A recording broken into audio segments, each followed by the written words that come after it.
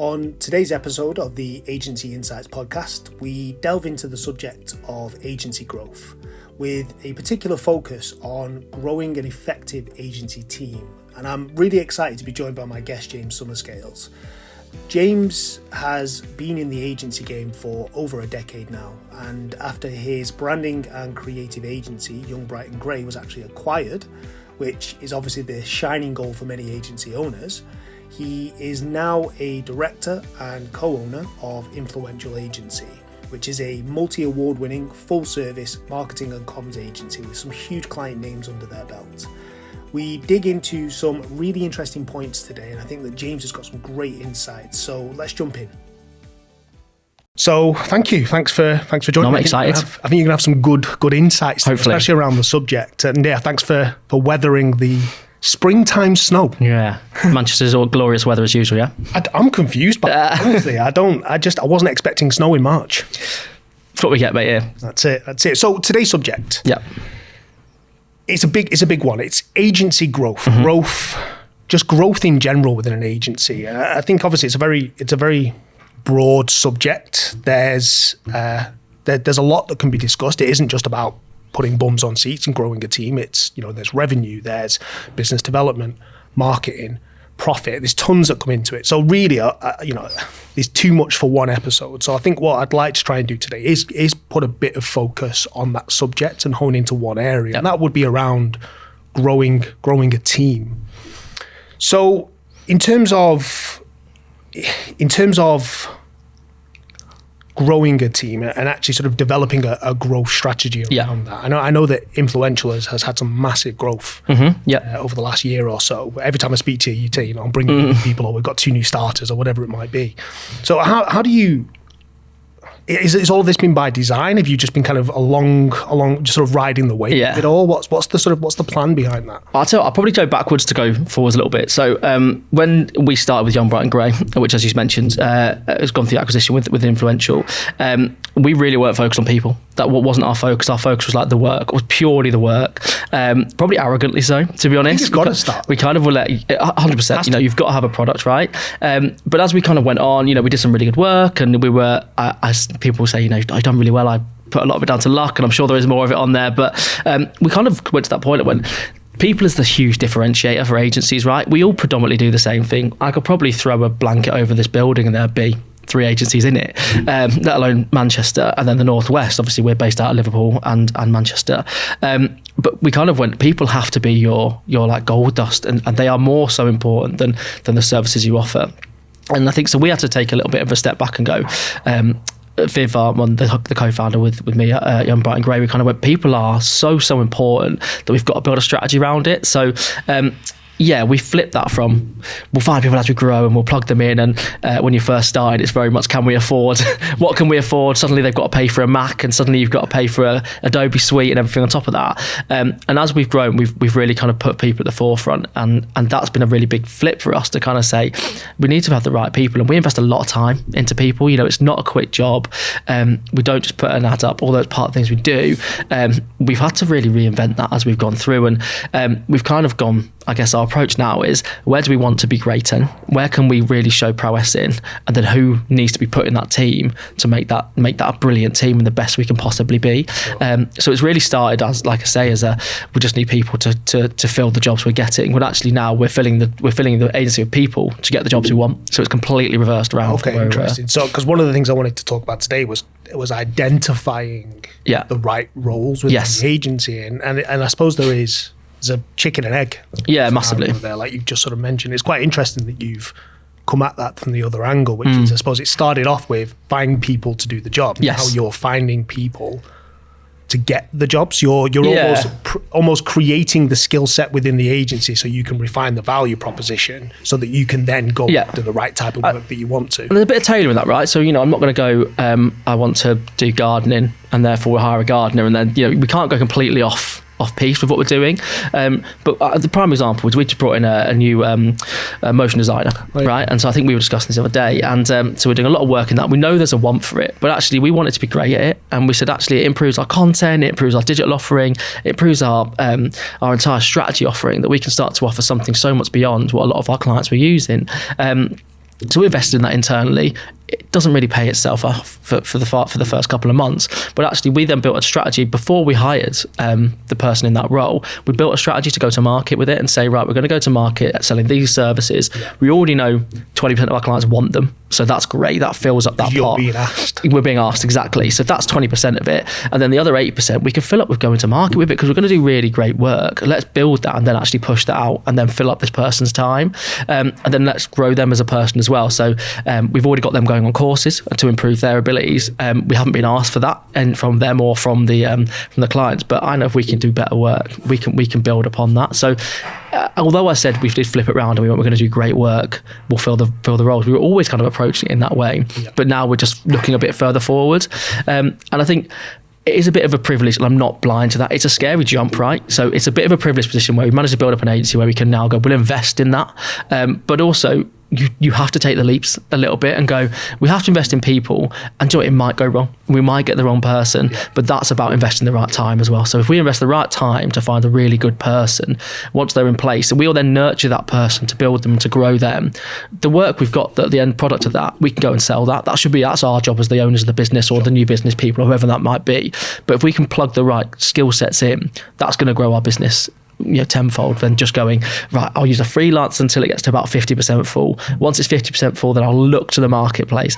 Then I'll bring someone in. Well, the work might have been gone by then. And I think that's the thing we were seeing. So certainly when we were smaller, was we were building up, we had quite a lot of paid social content. We were losing a lot of freelancers. Go, one day we'll bring this person in. We just kept putting it off. And actually, we should have just brought that person in from day one, and we'd have had that ability there. It's scary. It's tight. It's it's the fear, isn't it? And I get it. It is a fearful thing. And as business owners, you kind of go, it's got to pay for it. Everything's got to pay for itself, right? When you're a small business, it was things like, we were paying $9.99 on Slack and going, that extra user, it's got to pay for itself. Now it's, we're investing in X salaries, and there might be 5 of those salaries, but it's got to pay for itself. But you've got to have the trust in it and go right, I'm not just going to put that person in the hope that it's successful. You've got to build so many things around that, the training, the new business strategy, and beyond that as well. And actually have a bit of a vision as to how that person is going to add value to the broader team and the agency itself as well. Exactly. And as we all know, people aren't just the job, it's the culture and everything else that goes with that, and that is super important. But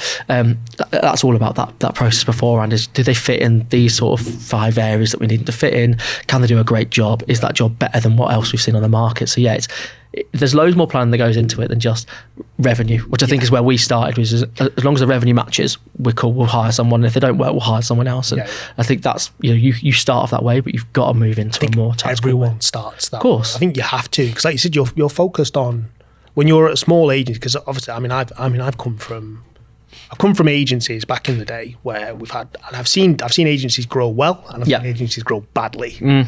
I've seen agencies spend more money on staff than they are making. And we're talking about a million turnover agency. But at the same time, those people were required, in order to deliver. And I think that's the dangerous cycle with agency growth, is I think that, and this is something that I've seen this happen a lot with smaller agencies, because there seems to be this, and I don't know if you've ever noticed this, when you meet people, peers within the industry, often a really common question you'll get asked is, how big's your team? Yeah. And it seems vanity. To me, because it's vanity. I think it's the socially acceptable way of asking what your turnover is. And establishing how figure out the salaries. Yeah, you get a rough gauge of how well that agency's doing based on their team. But I think the problem with that is that it's a double-edged sword in that it creates a culture of, we need more people, we need to add more bums on seats.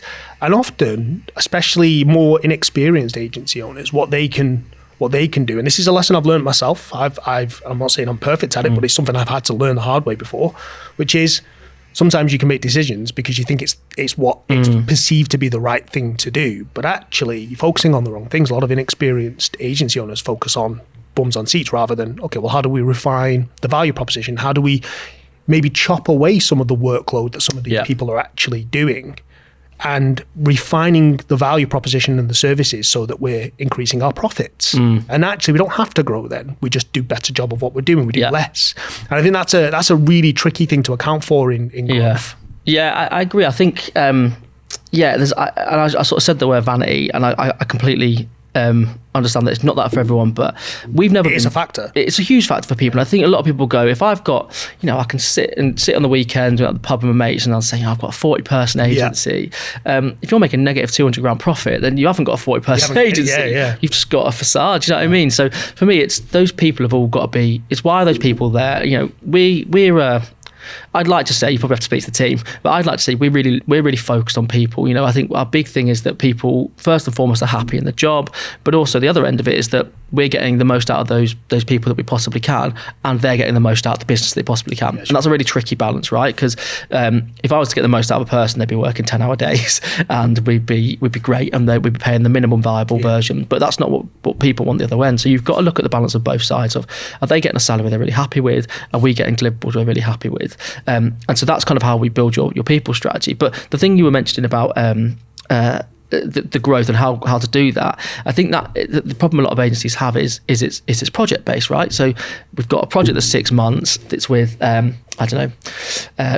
They've given us a project. Great, so excited. Let's hire 3 people, get them in, and at the end of that, there'll be another project, right? And it's this kind of blind optimism that comes to the end of that. And Viv won't mind me saying this. I think he's super optimistic as a person.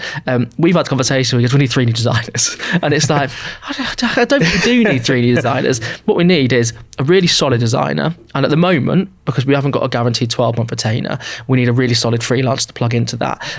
Or as directors, we work a bit harder and we cover that extra gap for the moment being, and then we grow that. And something I say, and again, it's whether it's the right thing to say, is no one benefits from the business more than the owner, right? No one does. So if you have to work a bit harder and you have to work over those hours, you kind of take that because you go, I'm going to do that to make sure that the business can progress, and then that stopgap, which isn't really healthy for the business or for me as an owner, gets me to that point where I can then bring someone else in because we've now guaranteed.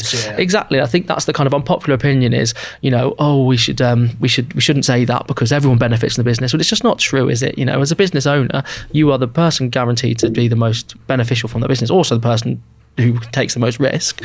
But I think that's sometimes the way we've approached it when we were smaller, was actually we'll take that heat for the first bit to support our team, and then once we can get the guaranteed of revenue, we can then plug in the extra person. But it's very easy to go, people's the answer, throw in 3 people, but you've been a little bit dangerous with your business, but also the people. If in 6 months that project's gone, and we've seen it, Viv and I have been in an agency where a big pillar of work has gone, and suddenly you lose 5 people overnight, and that affects the whole business. It's a negativity that spreads. So people's a scary thing, as you said before, but you have to be very careful about how you grow that, because if it goes the other way, you suddenly see people leaving the business, and it's such a negative feeling, whether they leave on their own accord or whether they leave because the businesses have to make that decision.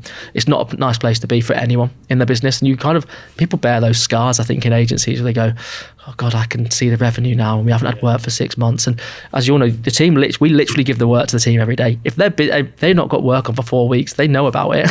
And they're sort of going, oh, why have I not got work on? What's happening? What's around the corner? So I know we're going a bit off base here, but it's part of I think it's about having that view of when you bring people in, there's an ambition to grow, and if you're honest with them and say, this is where you are, you're about 40% full, but we're going to grow that together to 100% over the next 6 months, and this is how we're going to do it. You start to give them the view of, now I can see what the journey is, as opposed to kind of, why am I now empty for 4 weeks? Well, they're along for the ride. They're along for the journey. They feel like they're part of it. Something I learned a long time ago about people is money is only one factor. 100%. When it comes to sort of finding and keeping the right people.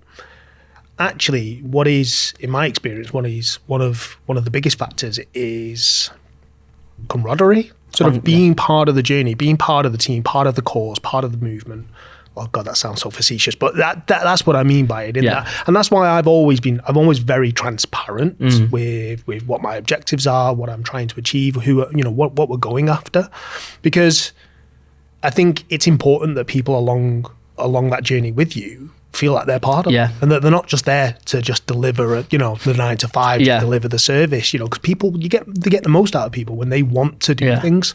I agree. And I think so we have two areas on this that I think is dead interesting. So Sarah, we've got 5 owners now of Influential. So Sarah's another one of the owners. So when we first came into the Influential group, she was sharing a presentation on how the business was doing. I was like, fucking hell, what is she sharing those numbers for? I'm almost scared of it. Team buy into it. Like, like, oh, I can see that. I can see the revenue. That's really interesting. I see how we're doing, warts and all. That's really interesting. And after that first meeting, I was like, actually, I really agree with that. I really agree with how we present that, because the team buy into it, and you kind of get this thing of, oh, cool, I want to get to this next level, or that's the number we're aiming for. Okay, cool, I want to work towards that. Whether you're a junior member of staff or a more senior member or of staff, you kind of buy into those things. So that was number one for me on the kind of a learning curve. And something that we've brought in is goals. So we do like 3 6 month reviews, always done goals on those. We always end those with personal. And so I say to people, you don't have to tell me. Yeah, it's up to you. Your personal life's your personal life. But give me a personal goal of yours if you want to, where we can support in it. Yeah. So we had one of the team got married recently. We did their wedding invitations for her. That's good. So we just went, oh, well, that's how we can support you as a business. We've had another one who's looking to go away for a couple of weeks with their partner. So look, find me the 2 weeks you want to go away. Let's make sure that you're an account manager. It's hard to take 2 weeks as an account manager. We'll make sure your accounts can be managed in that period of time. So it's little things where we go, how as a business can we help you have your that other side, the personal side? There's no benefit to us, but how can we help you do those things? So the wedding invites was, we've got a suite of designers, they'll probably do a good job. Yeah, let's do that for that person. When you need to go on holiday, let's make sure that can happen. There was ones around, and some of them are around, just growing as a person. What can I do to do that? So I think if you add these little things on, so you've got the revenue side, which is the business, and them going, I've got clarity of where we're going as a business. Now again, you probably have to speak to all the guys in the business to see if that's true, but hopefully they would say. And then you've got the personal side, which is, and also we can support you. That isn't financial, because financial is very transactional. We're paying you to do X. Yeah. That's it. We'll give you X time off a year to have that time. So there's your money and time. But what's the added value we can give someone? And if we can give them those, you tend to find they want to grow with you, and they want to be part of that with you, even though, as I said, the end goal of whatever the business might be, whether it's to sell or to do whatever it might be, they might not see the benefit of that to them right now. They'll see the benefit along the journey of, I can get this thing and this thing. And obviously there is the money thing and the money question, and we try and deal with that very openly as well. I'll have very frank conversations, say, where do you want to be? This is where we can get you to. This is, we realistically can't get you to here until you've achieved X, Y, and Z. So it's trying to have all those things. Openness is the biggest thing, I think, with growing a team and getting them to buy in, because otherwise it just becomes a transaction. You're paying me to do this job. I'll do this job. I'll leave at 9. I'll start at 9, leave at 5, and I'll probably stay for the beers on a Friday if they're put on, and I'm not paying for them, because that's the transactional relationship. And I think breaking that down is super hard, and it's been hard as we've grown, because you can't just go, I know what so-and-so did in the weekend, because there's 31 of you now and not just 4 of you. You take that time to try and build those relationships beyond just that. It's interesting actually that you was just saying that, because one of the things I was thinking about was, as your agency grows, there are thresholds of change. Yeah. So I think obviously when you're at a certain size, when you're a micro business, you've got 3 to 5 people. It's very easy for the culture to essentially be fully transparent. You can see exactly what's happening with it. You're in control of it all, because it's so small. Everyone's so intimate, and you know each other so well. But as you grow, and obviously it gets harder and harder to get to know all of your team members on that personal level, how do you think that impacts culture within the agency? Is it something that you have almost like an objective for your culture? Do you try and guide it along the way, or is it something that you let happen organically, or a bit of both? Yeah, do you know what? I think I found that hard as we grew. Yeah. So I was very much like, this is the culture. I'm right because I've seen bad cultures, so I know what a good culture looks like. And you know what? I think we got a lot of it right.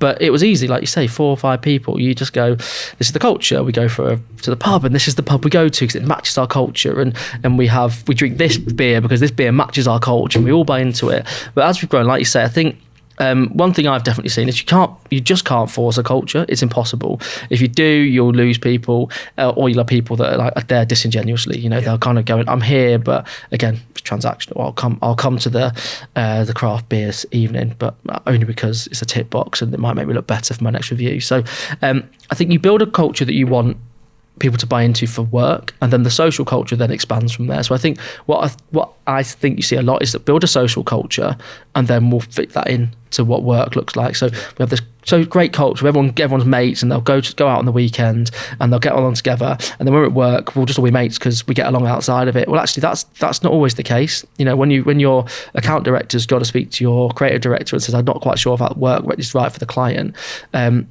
that social culture almost gets pushed out the window, and it can almost hamper that, because you're going, oh, but we're best mates, aren't we? So let's not push back on it. So what we try and do is we build a culture in the office which is super collaborative, all about positive frictions as well. So, if you're having a disagreement, why is that, and what's the reason for that happening? And we get out of it. How can we improve? Why do you believe that your view is the right way, and why do we believe that your view is the right way? And let's come to that based on objectives. What can we do to make the end goal happen? And so we try to create a really good culture in the office. So once you're on jobs, so we do like a go in depth of we do lots of things around our briefing, and we build those up and make those super exciting.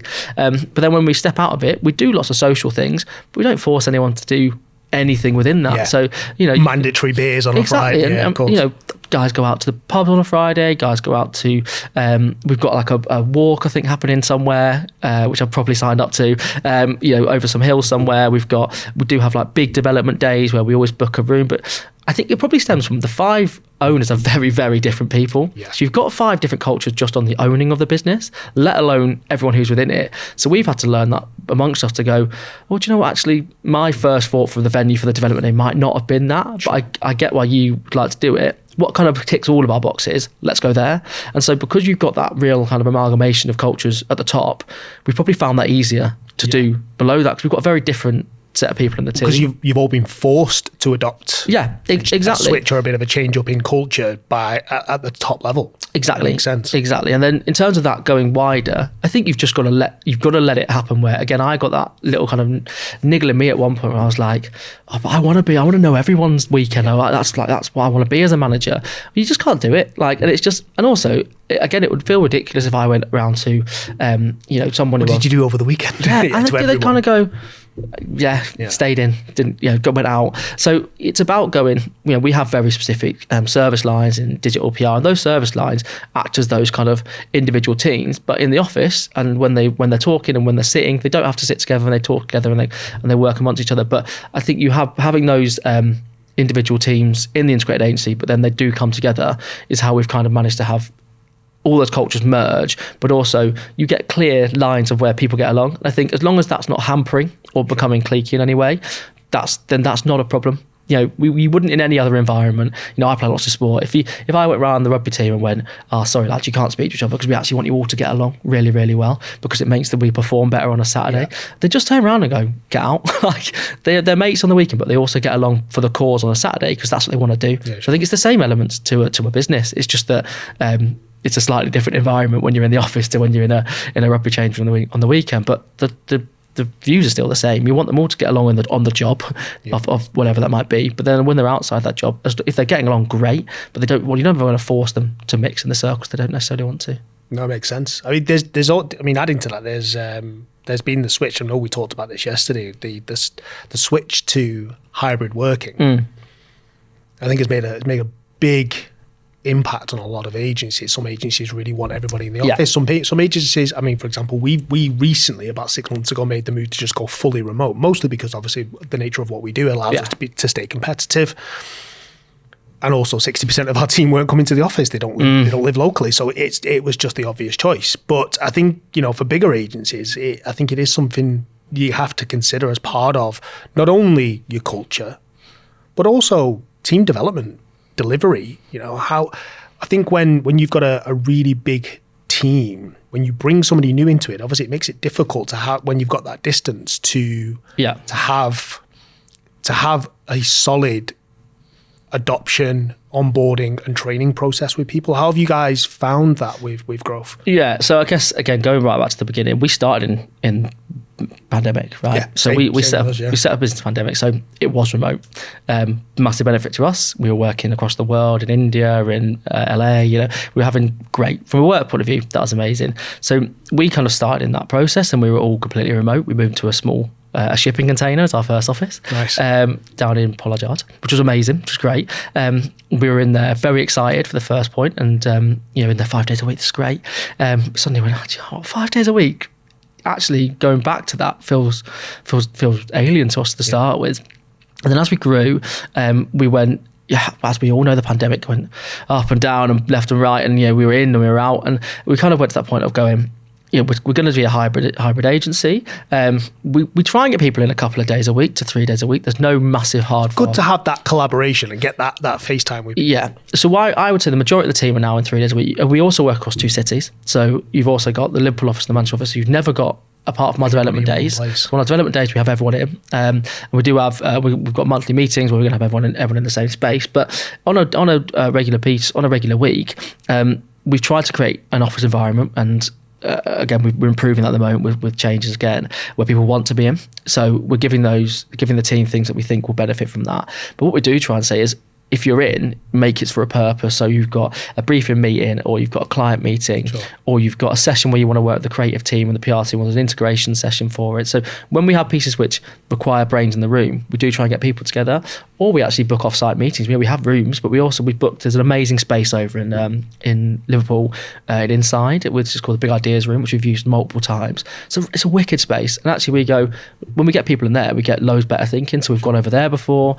But I wouldn't ever go back to the 5 days, and I know some people do that, but for me, it's you give people back again this other side. So you don't have to commute 5 days a week. You don't have to sit in the Manchester traffic 5 days a week. You don't have to do these things. But when we do want to work in together, and when we do want to be in the office, we make sure that we really value that time. And the feedback we've had has been really positive. People enjoy being in the office when they're in. I think we've still got things to do on like the environment in the office. So. There's tweaks that we can make, and we're getting there with that. But I think that would happen whether we're in 5 days or whether we're in sure. 1 day. But yeah, I see so many benefits of being able to work remotely and in the office that I couldn't see us ever going back to a place where it's 5 days, just because people get that opportunity to have that. And let's not lie about, people have that extra half an hour in the morning, everything. They have that extra 2 hours at night, and all those little things where they go, I get that back, so I can put so much more into the work. And the biggest, it's about trust. And if I'm not saying people who have them in 5 days a week don't trust their team. That's certainly not true. But I think you have to have more trust to have your team working remotely, because you've got to believe that they'll do the job. And then the day, if we're outcome based as you are. If the job's not done, then there probably would be a conversation. Maybe you need to be in a couple of days a week, sure, mate, because is it working at home? Are you finding it? What's the barrier to that? But we haven't had that conversation. I've never had that conversation. Well, I've never had to say, you're not doing your job. Yeah. We're not seeing the outputs. You need to get in the office. So over 3 years, that's never happened. So that's good. If it does, it does, and we could find that. But that's probably a problem in our recruitment process. And we've brought someone through, and they don't fit with the way we work. And I think that'll probably be a little bit of reflection on us to go, what have we got wrong there, where we found someone doesn't fit the model that we work in. So yeah, for at the moment, I wouldn't change it. No. Well, I think that's one of the things I wanted to tip into is sort of performance management of teams when you are sort of hybrid working or remote working. Do you guys have any sort of strategies that you found really useful around sort of performance management? Do you guys promote internally, or do you tend to sort of, because again, that's a tricky thing with growth, is that you're always looking to bring that next person in, but actually sometimes having a good solid internal promotion process, it can actually pay off better. Yeah, so we do. I guess it's kind of to answer that question. So when it's a new service, so we've grown our digital arm at the moment, we had to bring in. We didn't have those skills in house; they couldn't be trained, so we brought someone in. So we've got a new head of media. We brought in back in October, and that skill set wasn't in house, so we had to go out and find that. Okay. Whereas with our project management team, so we've seen there's been lots of, I think there's like 5 promotions over the last 6 to 12 months within the business. So yeah, I'd much rather promote internally than helicopter someone in. Sure. So that's how we focus on that side, and we have really stringent, I guess this is where we probably are a bit more stickler for the rules, but performance development reviews, we have very clear role definitions, we have very clear goals. That's an important one, actually. I've seen a lot of agencies crumble around. We've got it wrong. I think we've got it wrong, and certainly with the acquisition and into influential, I was really looking at some of our role descriptions. I was like, "These are shit."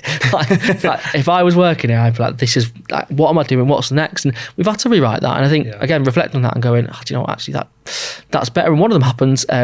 Someone, we had a review of someone, and they actually said to us, "That's not." I don't. I'm not really doing that anymore. Well, yeah. What? Yeah. And so I went away. Actually, you're right. we need to go and redo that. And we took all this out and said, you're completely right on that, and that's our fault, and we need to go and change that. So I'd like to say we've got a really good process in place, and I think that's so important for people to understand what the next step is, because again, going back to that, what's the benefit to them? It's the time, the money, and the home life. What can we deliver for them? Well, that's the benefit. So if you can tell them how they can achieve those three things, then we can support them on that. So that's the people. Then in terms of the processes, there's no magic thing. We use Teamwork for our project management. We use Slack, which is a really great job. We use WhatsApp, and we use emails. And so we manage the time for people. They have a clear view on Teamwork system of what they're doing each day, every day. Whether they're at home, whether they're in the office, they can see what they're doing. Log hours, log time, log revenue, all through that. We use Slack as a more informal way of throwing ideas around. So there's God knows how many channels in Slack. That's a wicked tool, and we've used it for since we began. We also use WhatsApp, but everything we kind of have a bit of rules and regs of if it's sign off work, it goes in Teamwork. If it's brainstorming, it goes on Slack, and if it's anything else, it sits on WhatsApp. So we do have a bit of process around that, because obviously you don't want. Here's the final brochure pinged over to me on WhatsApp. I'm kind of going, I think that's signed off, mate. Yeah, cool. But yeah, it's about having enough rules in place so people can work to them, but also have that bit of adaptability, I think, with that, because otherwise you're just creating a routine at home where they're almost more told what to do than if they were in the office. Yeah, that makes sense. You were saying then about going back to people feeling like they're along for the journey, and it's more than just around salaries. And I think rewarding people's performance again is a really, really important factor, because it's not just about salary, it's about people understand. So I think a better way to say it, so something that I've recently gone through myself with one of our team members is them really understanding what is expected of them, feeling valued, feeling like they've actually achieved it, and then from that achievement they've actually gotten something out of it. Like they feel like there's some sort of sense of reward. Do you guys have kind of reward systems in place, or? Yeah, so we do. I think again, it's something we're going through, and it's kind of it's kind of finding the line of what's fluffy. I always try and put, like, if the team's an amazing job, I'll shout them out across Slack and LinkedIn, and I'll stand at the top of a building if I have Sometimes to. That's enough. Sometimes that in itself is enough. I think so. And I think it's good to give people that acknowledgement, and I'd hope it is beneficial. And we do staff surveys to find out where the sentiment is, because obviously we've got a big research arm of the agency, so we do that internally as well. I think we're running another one in 4 weeks or so. So we have data on what people are not enjoying and not enjoying. So there's some softer stuff like that. There's the really soft stuff, which is, we do lots of development days, we do big Christmas do's, we do pizzas, beers, I brought breakfast in for everyone this morning. It's little things like that, but they don't mean a lot, really. We do that very soft thing. And then we do have the other end of it, which is obviously the salary side of things, and then looking at the reward schemes we can have over and above that. But again, I still don't think we've quite nailed it. I don't think anybody does, but it changes over time. And also it's the want. So the big change we've seen is time. So we had an early finish on Friday, so we went, actually, people want that. That's what one of the things they want. So we flipped that round, and we gave everyone an early finish on a Friday. And obviously with the 4-day week news all at the moment, it got me thinking. I was like, could we do it? Would it work? Do you know, I would love to, but I can't wrap my head around it. If I'm being honest, I can't wrap my head around it. Not at the moment. I completely see the benefits of it, and I'm like, but we sell time. Yeah. And in my head, I'm like, I'm losing that much revenue for a day, and that's gone. That's my revenue gone. So I can't find that again, and that's the time. And suddenly I'm selling 4 days a week when I was selling 5 days a week. So I know that's not the right way to look at it, but that's my kind of very blinkered view of it at the moment. And so I'm looking into it at the moment. I'm reading into it and understanding more about it. Because it doesn't have to be a 4 day. It might be 4 day, it might be 4.5, or we might do whatever it might be. But we're constantly looking at the ways to do that. And I think some people like the soft rewards. Some people just really like having a beer that's paid for them on whatever day. Some people love our dev days. We did a massive wine tasting session. One of them we did. We went round Beatles Project, or another one of them. We try and make them big events, so people. We went out the Everyman and did a big session in there before. So people really enjoy those, but they're very soft, and I think us understanding they're soft is part of that, and going, just because we gave them a pizza, recognize isn't that big a deal. But it's still a factor. So we're trying to find that out at the moment, and you've got to ask. You can't just assume. Again, it's like you might put a mental health wellness day in. People might not want that, but it sounds great. It ticks a box really well. But putting yoga on a Thursday doesn't mean it's going to be right. It could be great. I don't want to belittle it. It could be great for some, but not for others. Exactly. So it's just understanding what's the benefit for people, and they might be entirely different. My benefits have changed hugely since having a little girl. It's time. It's all about time. Whereas probably when I was in my early 20s, it was how much cash can I make? How much cash can I make? Because I want to spend it on cars and watches. But also, there's that because I've talked about this before actually. With agency life, is that it for a long time it came because it tends to attract the younger crowd, and for a long time I noticed that it really leaned into the work hard, play hard mentality. Everyone's out after work, especially when all the agencies were in town. It was the place to be. Yeah. It was always that work hard, play hard mentality was definitely rife in the industry. But what I noticed is as I got older and my peers and the people that I'd known for 10 years being in the industry, they got older. The girls I knew in the industry started growing families, having kids, and then their priorities changed. So again, there isn't a cookie cutter for that social currency in agencies. It isn't, we get donuts on a Thursday and therefore we're great. It's exactly. That's fine for some people. It's great for some people, but actually it's, and I suppose this leans into what we were talking about earlier, which is adjusting as your team grows, recognizing that your team is changing and trying to adjust with that. There is this is what we do and this is how we do it. In 6 months.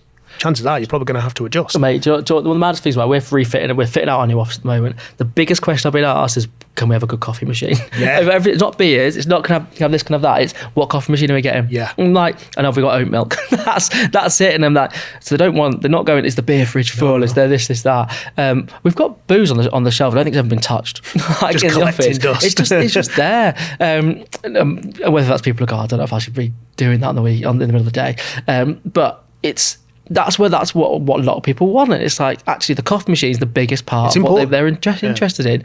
That, and then we put some fitted booze in so they can have meetings on Zoom. So it was interesting to me that it wasn't what's this where the donuts, where this, where that. They wanted to know about things which, although yes, it's still an artificial thing, you're having coffee in the morning, but that's where people socialise in the morning, have a chat in the morning, you have your 35-minute chat in the morning about what you did that day before over a coffee, and that was the thing they were really focused on.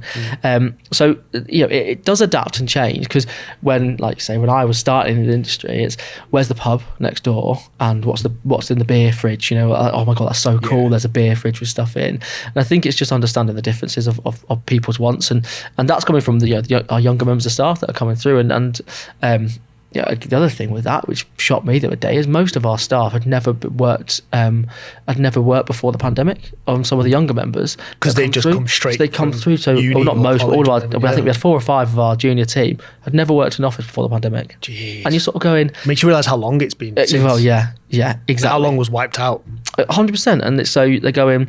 They were working remotely throughout, if they were in a previous role in the pandemic, or they've come from university. And then they come into this. So I think it's 4 members of staff who've never worked in an office before the pandemic. And I was kind of like, you're telling them stories, and they're like, didn't know that was a thing. So you're dealing with a whole generation here who haven't worked in an office the way that you and I have, and have not seen agencies the way that you and I have. So again, you're dealing with such different people and wants and needs and what they'd like, and so you just there isn't a cookie cutter. And I think it's just the biggest thing we try to do is what do you want, what do you need, what do you benefit from, what would you like to see more of, what would you like to see less of, who's pissing you off, why is that pissing you off, is there a reason we can fix that, where can we? And so it's all just constantly asking the questions, and then if we get all those things right, then it's the growth side, isn't it? So how can I help you be better at your job? How can we help you be more in tune with your job? How can we help you love your job every single day, like the rest of us do in the business? So it's interesting to me to see that difference of how people are coming through the business.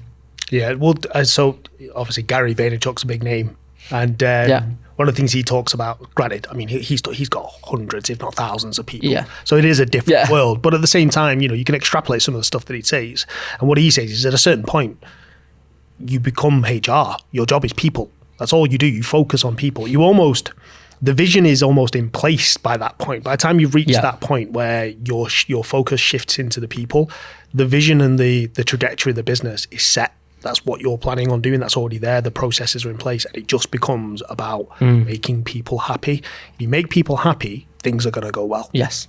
Yeah. And I think, like you say, far bigger example, but that flip for us has definitely happened more recently. We're going, it's happiness. If you're happy in your job, then they're doing a good job, and the revenues are hit, then I'm happy, then we push that back down again. So it's all kind of that circular thing of going, right, it's all about people wanting to do a good job. If they're happy at home, great. If we can affect that in any way, amazing. If we can't, we can't. If they're happy in the business, we can definitely affect that.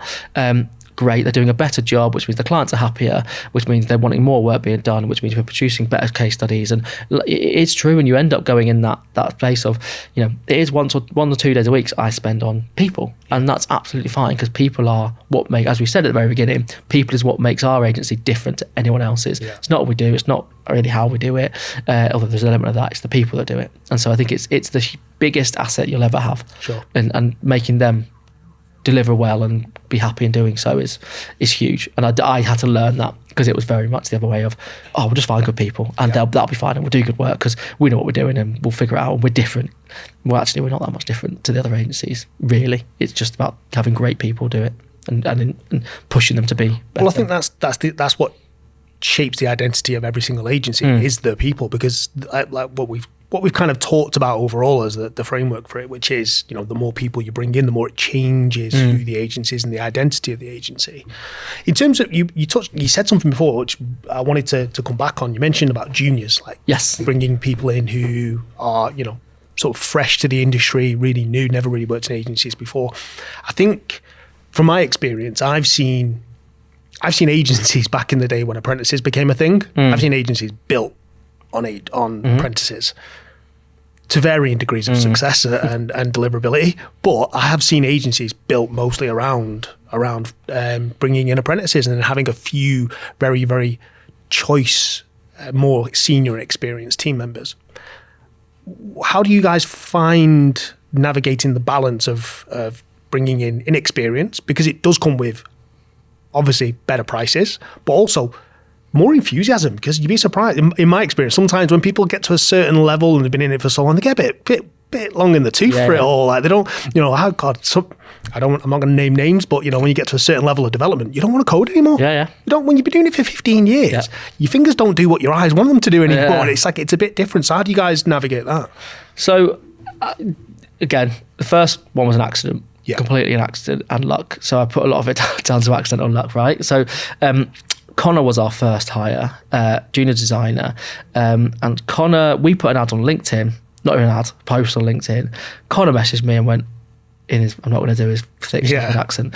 I am 8. Can we have a chat? Just sound, let's have a chat. We did it because we went, it's the best option for us. We need a junior. We're a small business. That's what we need. No experience. Went to uni. I think he'd gone back to work with his dad at UPS, I think, at the time. So something like that. Proper right at the pandemic. There wasn't a lot of jobs out there at the time. We just went, come on, mate, come visit us on our shipping container, have a coffee. And he did, and he was ace. And we went, your work looks good. There's lots of work that looks good, but you're ace. You're such a good guy. Come in. And to be fair, he took the punt as well and went, he could have gone, this is cowboy, like there's 2 lads in a cold shipping container. And I think he always says, I was wearing like trackies and a t-shirt on the day, and he was just like a bit like, what's he doing? We took a punt on him, and he was amazing, and he's still with us, and he's unbelievable. He's one of the nicest guys on meet, and he does an amazing job, and his enthusiasm is through the roof, right?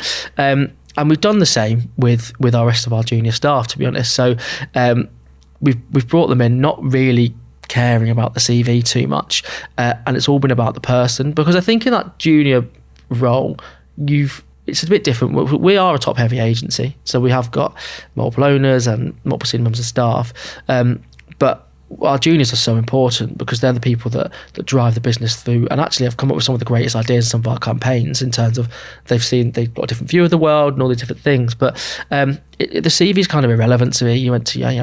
I went to uni. If I could tell you what I learned from uni, it would be a very short page. My whole experience has all been through work life.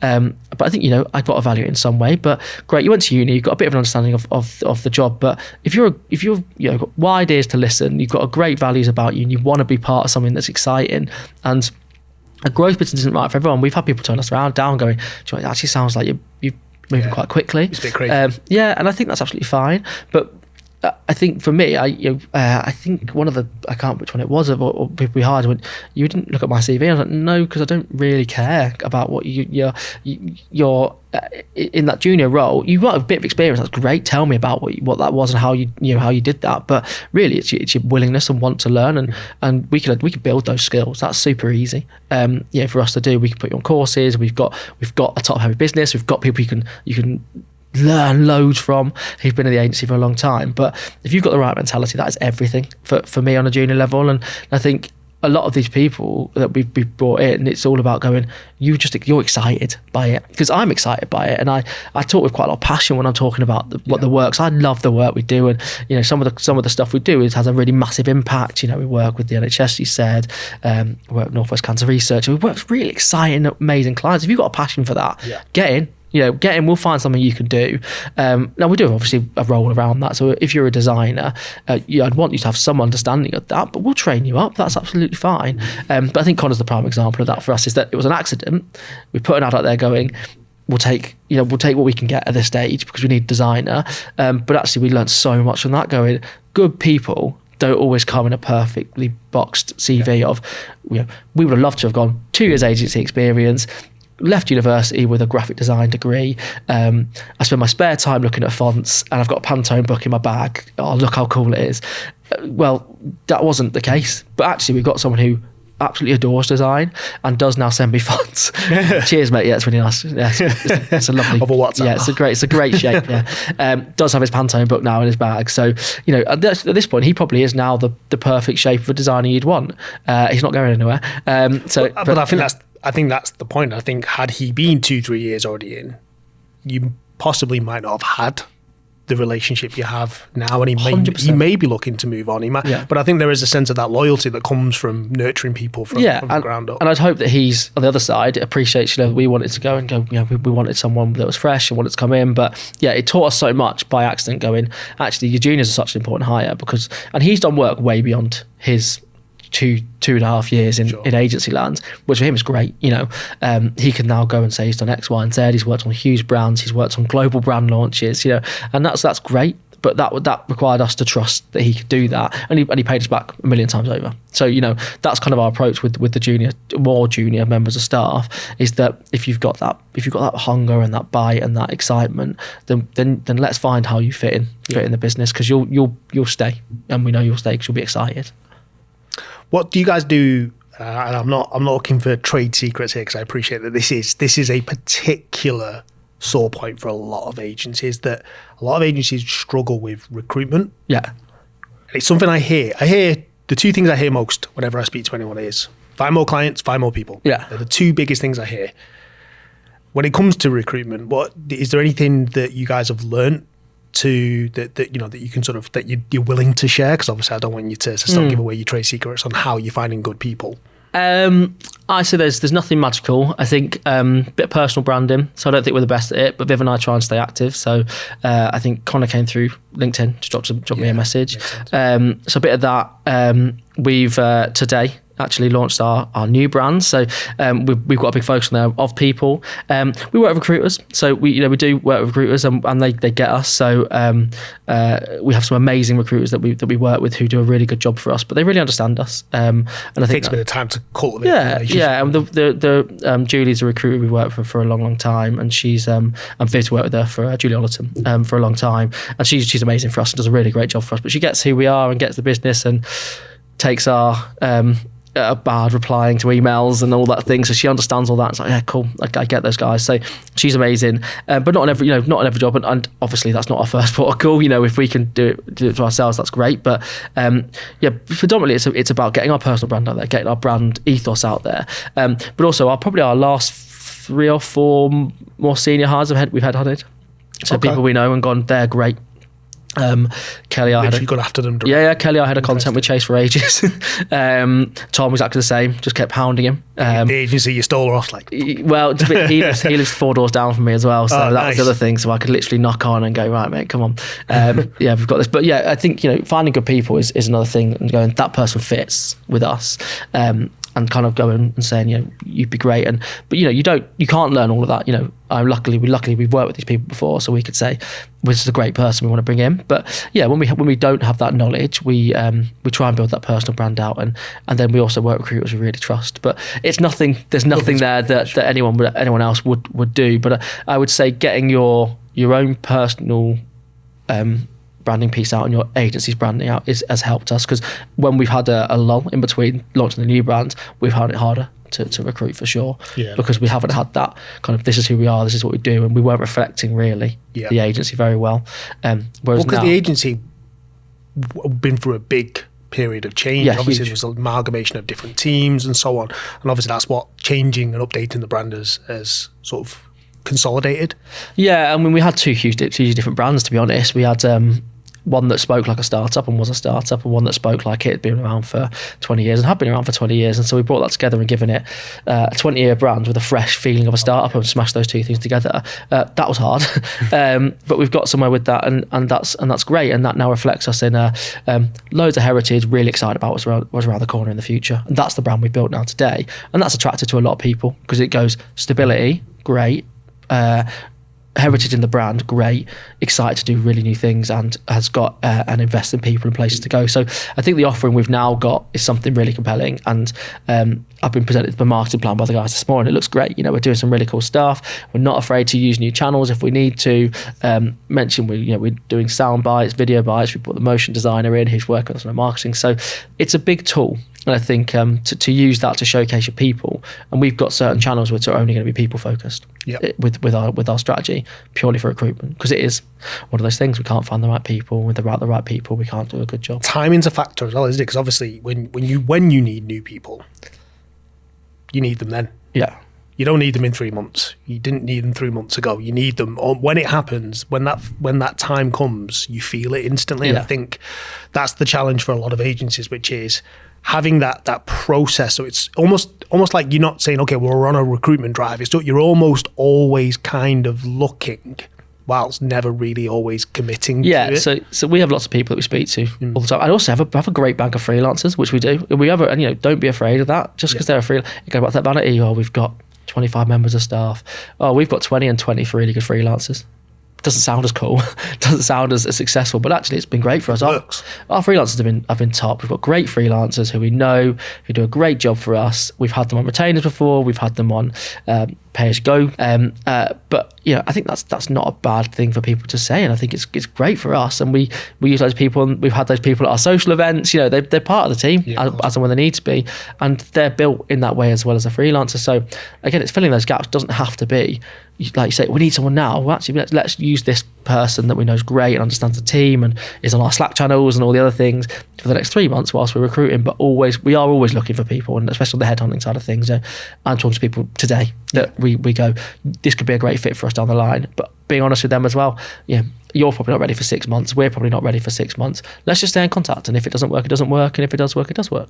Cool. Yeah. That's fine. And that's the sort of chats we have regularly with great people, because it's useful for us to know and useful for them to know the other side. Right. Well, look, I'm trying this thing where I'm trying to keep a mental log of the time. I don't know how long we've been going on. Yeah. But I think that's I think we've covered some good ground today. So no, thanks for joining. 100% want to get you on again. Once again, there's more and more topics we can dig into. But that's it. So again, little sign off, which is obviously if anybody wants to know more about the show or wants to follow us, the website is togetherindigital.co.uk. We are on Spotify. I didn't even know how to do that at first, but we are on Spotify now. Obviously, we're going to be doing some promotions. So tune in for future episodes. Nice. Thank you, mate. Thanks very much, mate. Nice. Cheers. Sound.